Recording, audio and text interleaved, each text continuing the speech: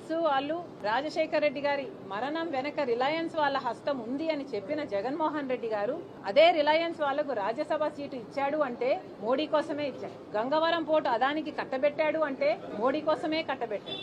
5 ఏళ్లు అధికారంలో ఉండి ప్రతి బిల్లుకు బీజేపీకి మోడీ గారికి మద్దతు ఇచ్చారంటే దానికి కారణం జగన్మోహన్ రెడ్డి గారు మోదీ దత్తపుత్రుడు కాబట్టి.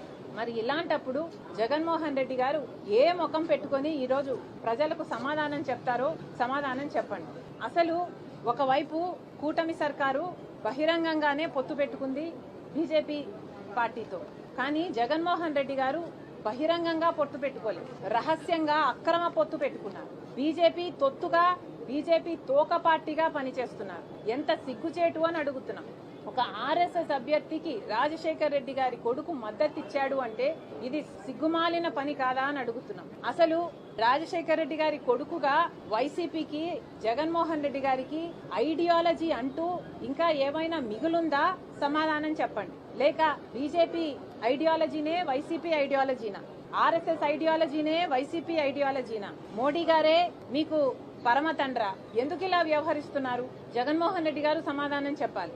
అసలు కూటమి మద్దతు ఇచ్చింది అంటేనే విచిత్రం. ఎందుకంటే తెలుగుదేశం పార్టీ అని పెట్టి పేరు పెట్టుకున్న వాళ్ళు తెలుగువాడు నిలబడితే దాన్ని బేఖాతురు చేశారు. అలాంటిది వైసీపీ రాజశేఖర్ రెడ్డి గారు అంతగా వ్యతిరేకించిన బీజేపీని ఆర్ఎస్ఎస్ ని అలాంటి వాడికి మద్దతు ఇచ్చారు అంటే ఇక మీకు ఐడియాలజీ ఎక్కడ మిగిలింది? మీ పార్టీకి ఒక అజెండా ఒక జెండా అంటూ ఎక్కడ మిగిలింది? జగన్మోహన్ రెడ్డి గారు సమాధానం చెప్పాలి. అసలు జగన్మోహన్ రెడ్డి గారు చేస్తున్నది రాజకీయ వ్యభిచారం కాదా? ప్రజలను ఎందుకు మభ్యపెడుతున్నారు? మీరు కూడా అక్రమ పొత్తు పెట్టుకొని అదే బీజేపీ కూటమిలో చేరిపోలేదా?